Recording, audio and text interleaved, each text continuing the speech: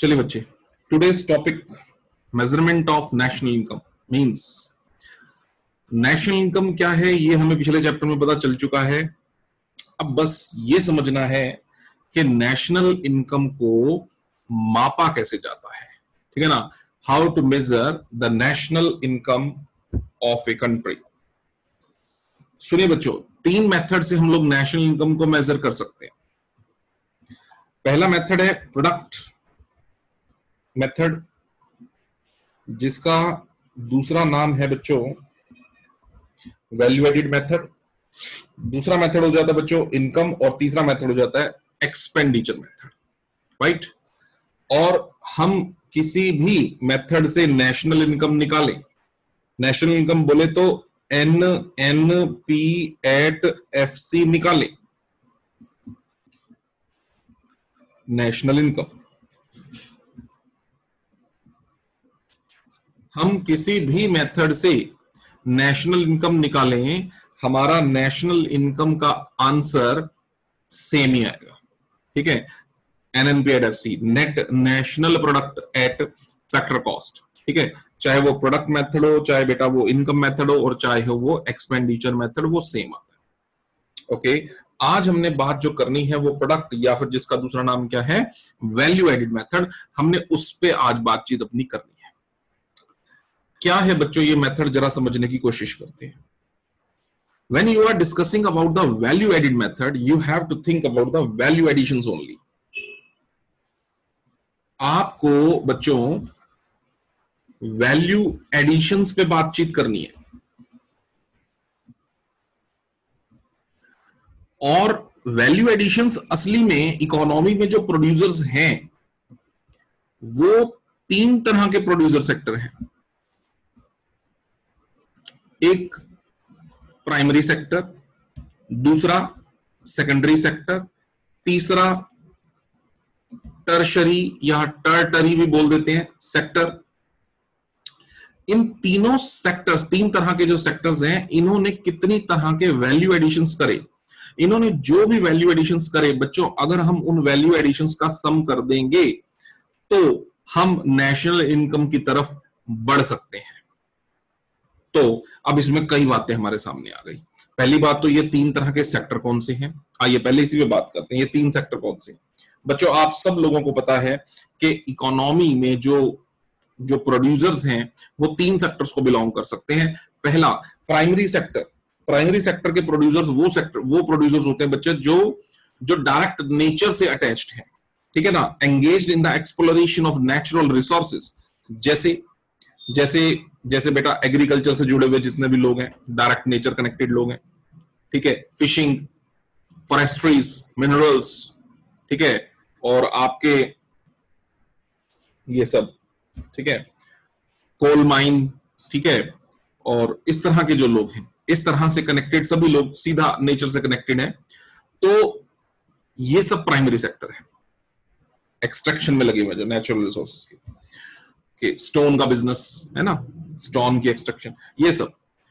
तो दूसरा secondary sector कौन सा है जी, जो इनपुट लेगा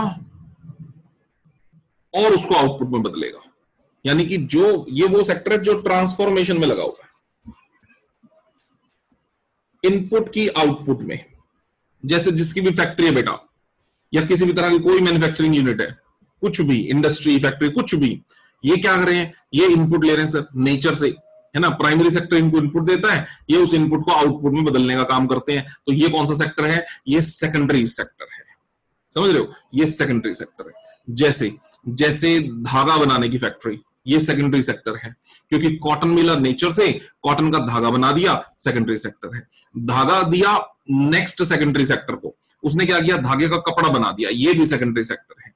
फिर एक बंदे ने यूनिट लगाई हुई है कि जो है कपड़े की शर्ट बनानी है, ये भी आपका सेकेंडरी सेक्टर है, क्योंकि ये सब लोग क्या कर रहे हैं, इन सबका इनपुट नेक्स्ट, किसी का आउटपुट किसी अगले का इनपुट है, ठीक है ना। तो जब तक फाइनल प्रोडक्ट नहीं बनता तब तक इनपुट आउटपुट होता चला जाएगा, सब सेकेंडरी सेक्टर है। बस जिसने कॉटन उगाई वो प्राइमरी सेक्टर है, ठीक है जी। सेकेंडरी सेक्टर समझ में आ गया। टर्शरी सेक्टर बच्चों वो है जो सर्विसेज की देन में लगा हुआ, who is engaged in rendering services. For example banking की सर्विसेज, इंश्योरेंस की सर्विसेज, ठीक है, आपके टीचर्स, ठीक है, डॉक्टर्स, एडवोकेट्स, ये सब अपनी सर्विसेज दे रहे हैं। ये कौन से सेक्टर को बिलोंग करते हैं बच्चों? टर्शरी सेक्टर को बिलोंग करते हैं। ठीक है, हम किसी भी सेक्टर के बारे में बात करें, हमने उन सभी सेक्टर्स का वैल्यू एडिशन निकाला। अब एक क्वेश्चन यहां पर क्रिएट होता है कि हमें यह समझ में आ गया, कि हमने, हमारे पास टोटल मिला के सेक्टर्स हैं,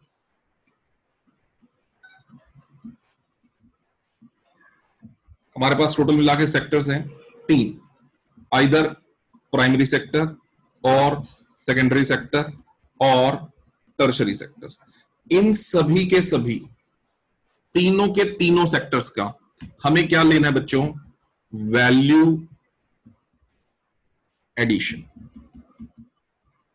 अब सबसे पहले सर, जब तक ये नहीं पता होगा कि वैल्यू एडिशन होता क्या है, हम उसका सिग्मा कैसे कर लेंगे, तब तक हम उसका सिग्मा नहीं कर सकते। बेटा अब सुनो, वैल्यू एडिशन क्या होता है। वैल्यू एडिशन का मतलब बच्चों होता है value of output low minus कर दो इंटरमीडिएट कंजम्पशन। अब 2 नए सवाल खड़े हो गए। एक सवाल का जवाब ढूंढा, वैल्यू एडिशन क्या है, तो 2 नए सवाल खड़े हो गए, सर वैल्यू ऑफ आउटपुट क्या है और आईसी क्या है? आईसी की फुल फॉर्म इंटरमीडिएट कंजम्पशन। ये क्या है बच्चों? सुनो, वैल्यू ऑफ आउटपुट का मतलब होता है आपने बीइंग ए प्रोड्यूसर, आपने जो कुछ बनाया उसकी वैल्यू,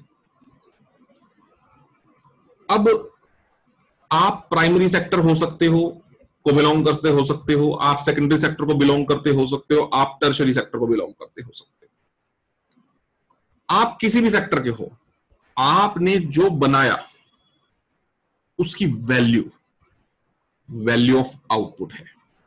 सिंपल है, value of output, what you have produces, ठीक है, जो आपने आउटपुट दिया उसकी वैल्यू। लेकिन बेटा यहां समझना पड़ेगा थोड़ा सा कि आपका वैल्यू ऑफ आउटपुट को कैसे कैलकुलेशन रहेगा।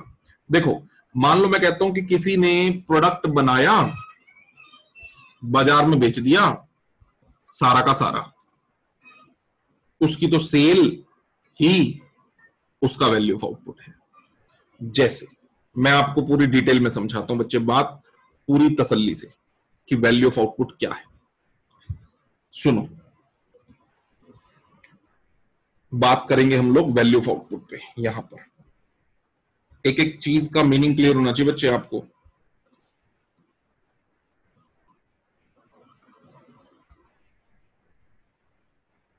वैल्यू ऑफ आउटपुट,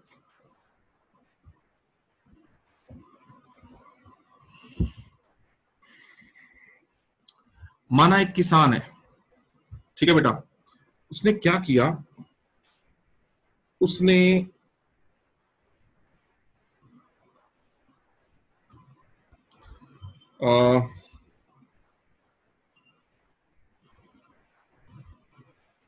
उसने 50 बैग वीट प्रोड्यूस करा और एक बैग की कीमत है मार्केट के अंदर 2000 रुपीज, राइट। 50 बैग बिक गए बाजार में 2000 रुपए के, तो बेटा उसकी ये सेल्स है। यस सर, उसने तो बेच ही दिया ना सर, ये बाजार में बेच दिया ना सर, और यही उसका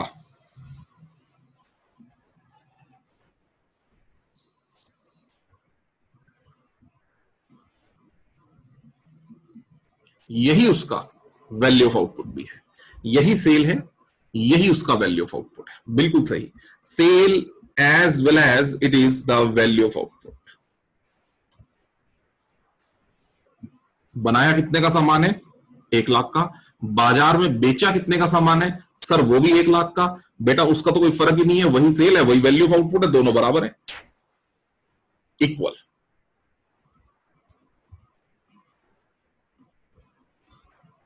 ठीक है बेटा, केस 1। केस 2, ये किसान कहते हैं सर 50 बैग तो मैंने बेच दिए सर, 2,000 रुपए का एक बैग, 1,00,000 रुपए का, ठीक है, पर इसने 50 बैग ही सिर्फ वीट का नहीं बनाया था, इसने 10 बैग और बनाए थे, यानी टोटल 60 बैग्स बनाए थे, पर वो जो 10 बैग थे ना वो बाजार में बिके नहीं, वो बाजार में बिके नहीं। तो इसका मतलब बेटा क्या हो गया, इसका मतलब ये हो गया कि जो इसने सेल्स करी है, अब मैं सीधा सीधा इसकी सेल्स डायरेक्ट लिख रहा हूं बेटा, सेल्स इसने बाजार में कितने ही करी है, 1,00,000 रुपए के वो जो 50 बैग थे वो तो बेच दिए, अलावा उसके इसके पास क्लोजिंग स्टॉक बच गया, कितने बैग्स क्लोजिंग स्टॉक बच गया जी, 10 बैग बच गया, एक कितने का बाजार में बिक सकता है, 2,000 का, इसका मतलब 20,000 का माल ऐसा है, 20,000 का माल ऐसा है जो बना है पर वो बिका नहीं है। पर पॉइंट ये है कि वो बना तो है ना, और हमारा जो मुद्दा चल रहा है वो बिकने पे नहीं चल रहा, हमारा मुद्दा किस पे चल रहा है बेटा, बनने पे चल रहा है। We are discussing here about value of output. बेटा एक बिल्कुल सीधी सी एक हिंदी में बिल्कुल साफ सुथरे लिखो, जो बना उसकी कीमत, उसकी वैल्यू, बस।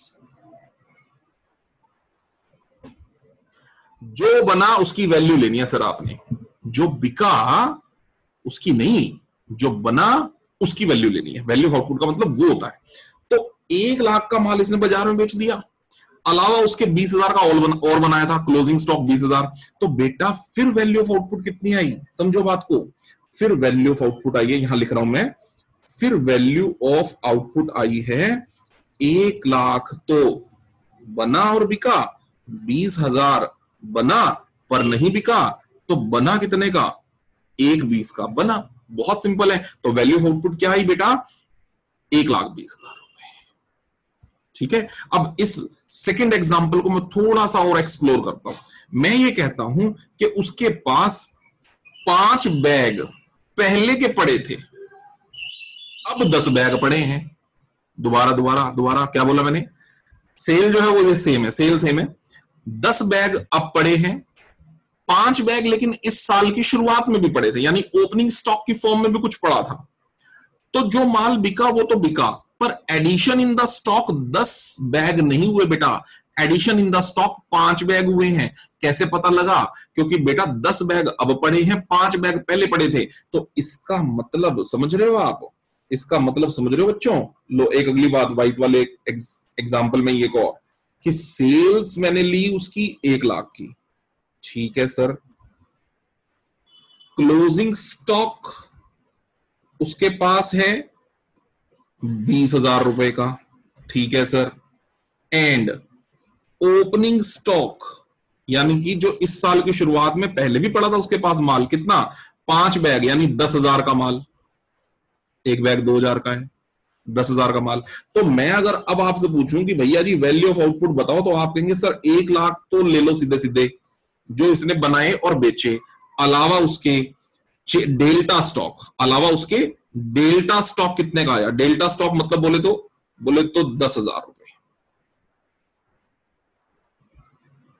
10,000 रुपए, 10,000 कैसे है बेटा, 20,000 रुपए का क्लोजिंग स्टॉक माइनस 10,000 रुपए का opening stock. So what about the delta stock, that is 10,000। So what is the value of output, 1,10,000। समझ गए बेटा, मेरी बात समझ गए। अभी तक मैंने 2 बातें आपको क्लियर करी हैं, अभी तक मैंने बेटा 2 बातें क्लियर करी हैं। नोट डाउन करें, दोबारा नोट डाउन करें कि अगर तो डेल्टा स्टॉक नहीं है तो सेल्स ही आपका वैल्यू ऑफ आउटपुट के बराबर है, अगर आपके पास डेल्टा स्टॉक नहीं है। लेकिन अगर आपके पास डेल्टा स्टॉक है तो आपका वैल्यू ऑफ आउटपुट क्या है, सेल्स प्लस डेल्टा स्टॉक। ये 2 बातें हमें समझ में आ गई है। डन, आगे बढ़ो। येलो कलर से जो मैंने आपको एग्जांपल दिया है वो इसको बिलोंग करता है, फर्स्ट वाले को, और जो मैंने व्हाइट कलर का एग्जांपल दिया आपको वो इस वाले को बिलोंग करता है। और अब मैं एक तीसरे कलर से, ग्रीन कलर से तीसरा एग्जांपल दे रहा हूं बेटा, समझो। वो कहता है सर मैंने सेल्स करी है 1 लाख की, डन।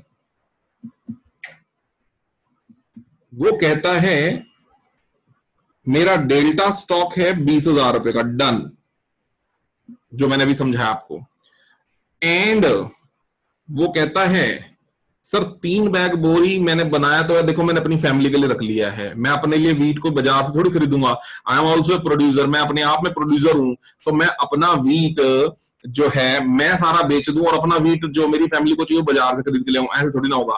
तो इसका मतलब कहता है 3 बैग वीट बनाए हैं पर मैं अपनी फैमिली के लिए रखूंगा, that is not to as what, production for self consumption. Production for self consumption. कितने बैग बोल रहे बेटा? 3 बैग। 3 बैग मतलब 2,000 का 1 बैग, तो 3 बैग कितने के बेटा? 6,000 के। तो इस केस में अगर आपसे पूछा जाए कि यार वैल्यू ऑफ आउटपुट बताओ, तो आप कहोगे 1 लाख रुपए का माल बाजार में बेच दिया, बना होगा तभी बेचा है, ठीक है। डेल्टा स्टॉक गलत लिख दिया मैंने यहां 20,000, पिछले एग्जांपल मैंने 10,000 लिया था बेटा, तो ये इसको चेंज करो।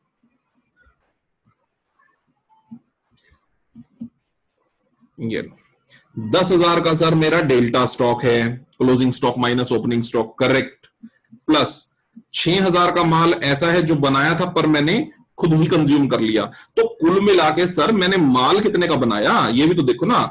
1,16,000 रुपए का सामान ऐसा है जिसको हम कहेंगे क्या? Value of output. बहुत सिंपल है।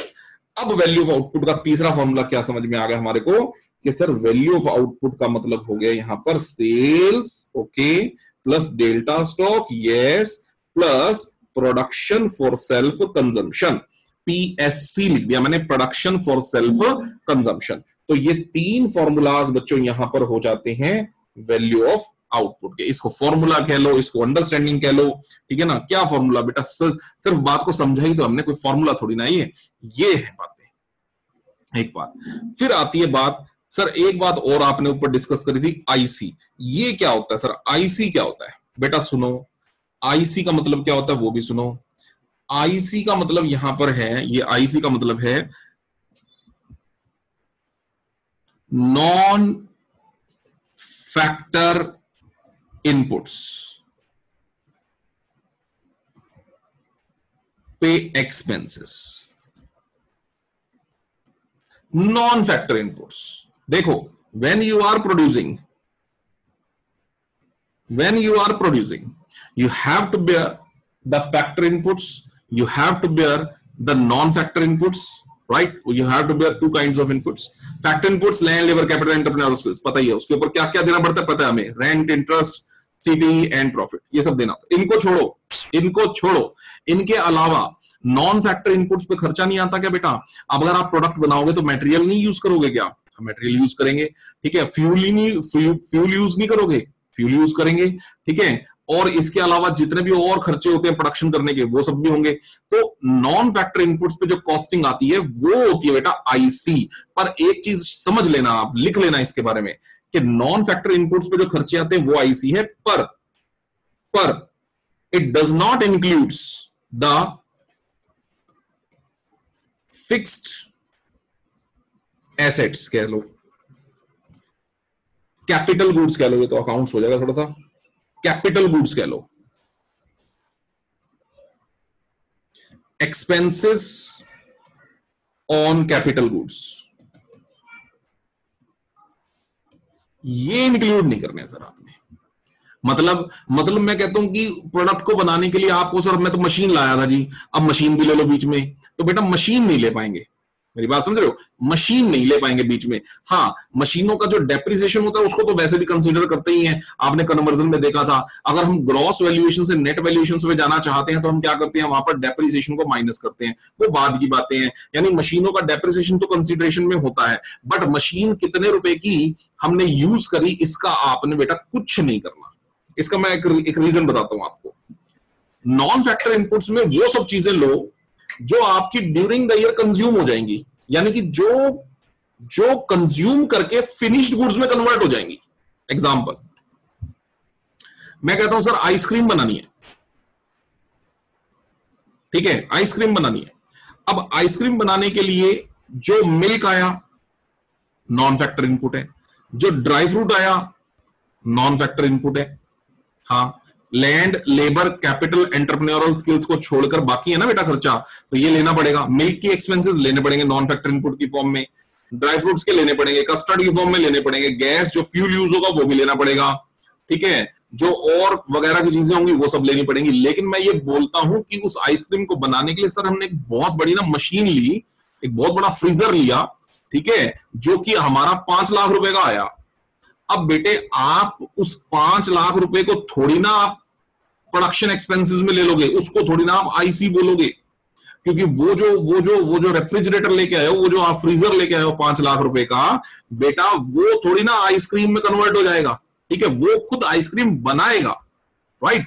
आईसी का मतलब इंटरमीडिएट कंजम्पशन का मतलब होता है वो सब चीजें जो इनपुट्स की फॉर्म में डलें और फाइनल प्रोडक्ट की वैल्यूएशन में, फाइनल प्रोडक्ट के अंदर रिफ्लेक्ट हो रही हो उसकी वैल्यू। मेरी बात समझ रहे हो? जो during the production process consume हो जाए, अच्छा ऐसे कह सकते हो, जो during the production process consume हो जाए। अभी मिल्क कंज्यूम हो जाएगा, ठीक है, फ्यूल आप यूज करोगे खत्म हो जाएगा, ठीक है, ड्राई फ्रूट तो आइसक्रीम में ही चला जाएगा, ठीक है, ये सब कंज्यूम हो जाएंगे। लेकिन वो सब चीजें जो आपकी प्रोडक्शन प्रोसेस में हेल्प कर रही हैं लेकिन वो कंज्यूम नहीं होंगी, यानी कैपिटल गुड्स, उनकी वैल्यू को आपने आईसी में नहीं लेना होता। बस बच्चों आप ये मुद्दा जो मैंने समझाया ये समझ में अगर आपको आ गया तो समझ लो ये गेम खत्म है। समझ आ गई बेटे?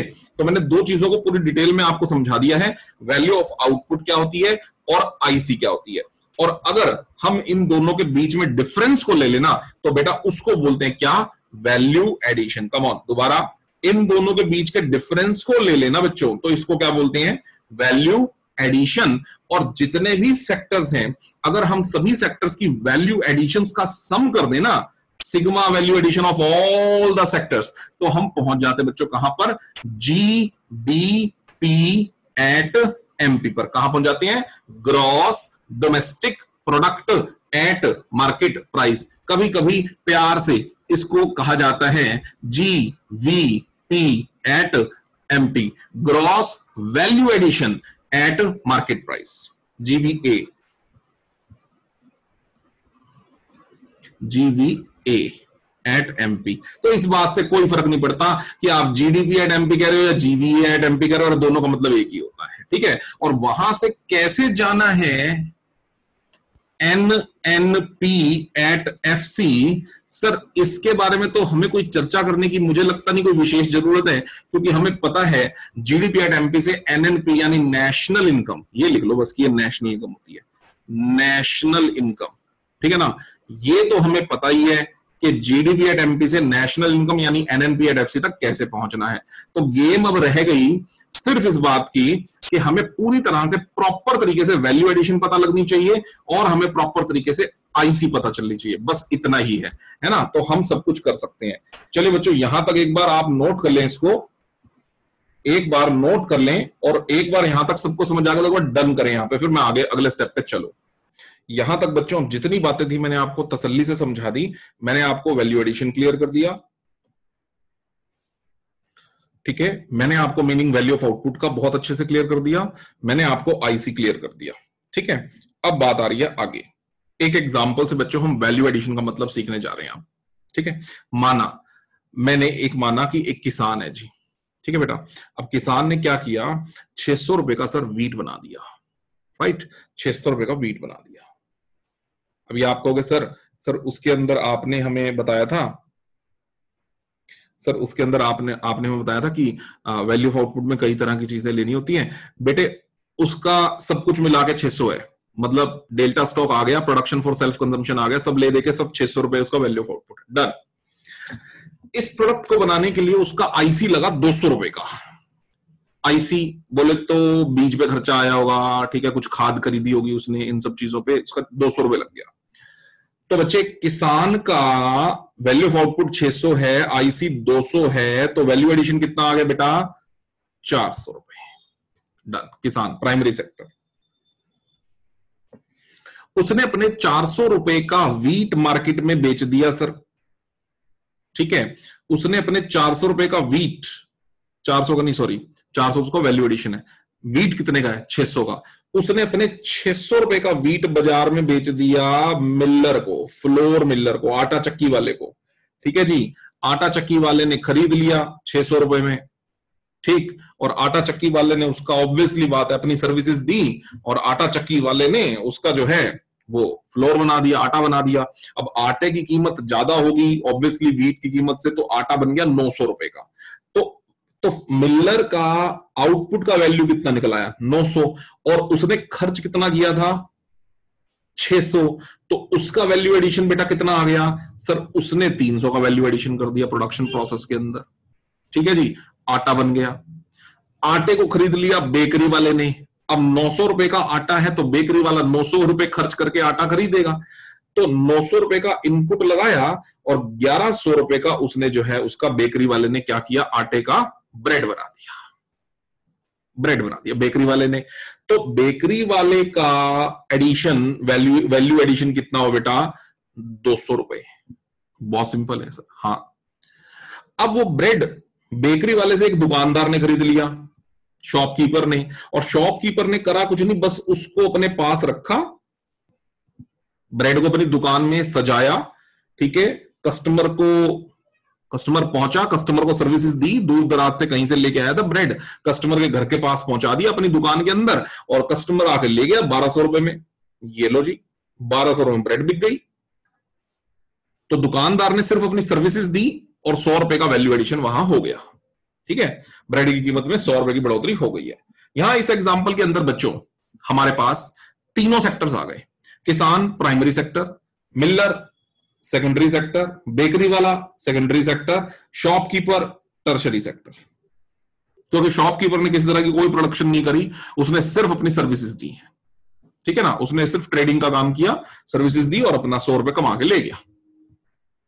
बच्चों यहां पर इन चारों लोग जो हैं, कोई प्राइमरी, कोई सेकेंडरी, कोई टर्शरी सेक्टर वाले लोगों का अगर मैं वैल्यू एडिशन बोलूं, इसका 400 का, इसका 300 का, इसका 200 का, इसका 100 का, बच्चे अगर सभी के सिग्मा वैल्यू एडिशन कर डालूं तो 1000 रुपए का सिग्मा वैल्यू एडिशन आ गया बेटा, जिसको हम इकोनॉमिक्स में gross value addition, gross value addition at market price बोल देते हैं। क्यों सर मार्केट प्राइस पे क्यों बोल देते हैं सर, क्योंकि बेटे अभी तक कहां मैंने इसमें से कोई जो है आपका जो है गवर्नमेंट वगैरह की सारी चीजें आ गई हैं, है ना, क्योंकि मार्केट में उसने 1200 में तभी बेचा हुआ, टैक्स वैक्स सब इसके अंदर इंक्लूड हो चुका है, तो ये एमपी कॉन्सेप्ट है, मार्केट प्राइस कॉन्सेप्ट है, this is not a factor cost concept, so it is GBA at MP, one thing. दूसरा आप इसको जीडीपी एट एमपी भी कह सकते हो, दोनों का मतलब एक ही है, ठीक है। ये देखो बच्चों यहां पर समझो बात को, ये आ गया gross value addition by each sector is equal to GVA at MP और जीडीपी एट एमपी, यानी कि इन सब का वैल्यू एडिशन का सम आ गया बेटा 1000 रुपए, डन, ठीक है, बात समझ में आ गई। अब रही बात सर हमें तो जाना था जीडीपी एट एमपी पे, थोड़ी ना जाना था हमें तो सर एनएनपी एट एफसी जाना था। तो बच्चों क्या समझाया था आपको पिछले चैप्टर में, जी से मुझे एन जाना है, ग्रॉस से नेट, तो सर जी डेप्रिसिएशन माइनस कर दो, डन, फर्स्ट कन्वर्जन डन। हमें डोमेस्टिक से सर जी नेशनल जाना है, ठीक है ना, प्लस कर दो net factor income from abroad. और तीसरा हमें मार्केट प्राइस थोड़ी ना जाना है, हमें तो फैक्टर कॉस्ट जाना है, तो इसलिए उसमें से माइनस कर दो net indirect taxes. So after doing all these three conversions you will reach at national income from GDP at MP, gross domestic product at market price, you will reach at net national product at factor cost, that is the national income, that is your target, ठीक है बेटा। अब यहां कुछ बातें लेकिन अभी भी रह गई हैं समझने की, क्या रह गई हैं वो समझो कि यहां ना मैंने दो बहुत सुंदर बातें लिखी हैं, पहले वो पढ़ रहा हूं एक बार आपके लिए, कि जीडीपी एट एमपी या जीवीए एट एमपी ये क्या चीज है। जितने भी डोमेस्टिक टेरिटरी में, जी डी तो इसलिए बोल रहे हैं ग्रो, जी क्यों बोल रहे हैं क्योंकि डेप माइनस नहीं किया, डी क्यों बोल रहे हैं क्योंकि डोमेस्टिक टेरिटरी के बारे में बात हो रही है, टी तो बोलना ही है, एमपी क्यों बोल रहे हैं क्योंकि मार्केट में प्रोडक्ट बिका है तो टैक्स मिला के बिका होगा, एनआईटी करके ही बिका होगा, इसलिए पूरी बात को क्या बोल रहे हैं, G D P at MP बोल रहे हैं। ठीक है, अब अगर हम कहें कि इसको दूसरी लाइन से एक्सप्लेन करो, it refers to the market value of the final goods and services produced within the domestic territory of a country during an accounting year, तब भी बात सही है। देखो बच्चों, देखो सुनो सुनो सुनो मेरी बात सुनो, या तो बच्चे मैं क्या करूं, सबके वैल्यू एडिशंस ले लूं, ये देखो ये रहे सबके वैल्यू एडिशंस, सर ये ले लो आप, 1000 पे आप पहुंच जाओगे, या फिर किसान ने जो बनाया वो इंटरमीडिएट गुड है, गेहूं, हाँ आप अपने घर में ले आओ तो ये फाइनल है, लेकिन ये तो गेहूं घर में आया ही नहीं ना, ये गेहूं तो मिलर के पास गया, तो गेहूं इंटरमीडिएट है, मिलर ने आटा बनाया इंटरमीडिएट है, बेकरी वाले ने ब्रेड बनाया वो भी इंटरमीडिएट है, फाइनल तो सिर्फ दुकानदार ने जो चीज बेची है वही फाइनल है। यानी आप ऐसे भी तो कर सकते थे कि 1200 रुपए ले लेते सीधा, ये फाइनल गुड है,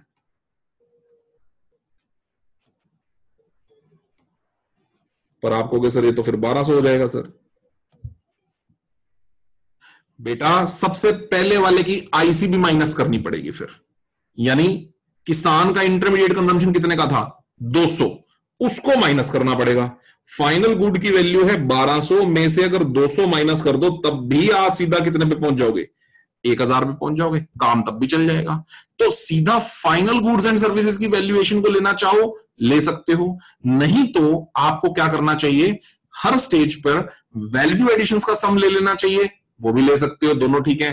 पर गलती से भी ये ना ले लेना कि हर स्टेप पर हम हर प्रोड्यूसर की जो गुड्स या सर्विसेज की वैल्यू है हम उसको ले लेंगे, चाहे वो इंटरमीडिएट है चाहे वो फाइनल है, फिर तो सर आपका जो है नेशनल इनकम में कंट्रीब्यूशन कितने रुपए का आ जाएगा, 3800 रुपए का, क्योंकि किसान कहेगा मेरा 600 रुपए का एडिशन, नहीं किसान कहेगा मैं तो 600 रुपए का प्रोडक्ट बना रहा हूं वो ले लो, ठीक है, मिलर कहेगा मेरा 900 का ले लो, बेकरी वाला कहेगा मेरा 1100 का प्रोडक्ट है, और शॉपकीपर कहेगा मेरा 1200 का प्रोडक्ट है। अगर इन सारे प्रोडक्ट्स को लेने लगे तो फिर तो टोटल प्रोडक्ट बेटा कितने का बन जाएगा, 3800 का, but it will create the problem of double counting. ठीक है, इकोनॉमिक्स में क्या बोलते हैं इसको, प्रॉब्लम ऑफ डबल काउंटिंग। क्यों, क्योंकि किसान के जो वीट की वैल्यू है वो आपने कई बार ले ली, कई बार कैसे ले ली मेरी बात सुनो आप, देखो उसकी वैल्यू आपके किसान की वैल्यू एडिशंस में भी शामिल हो गई,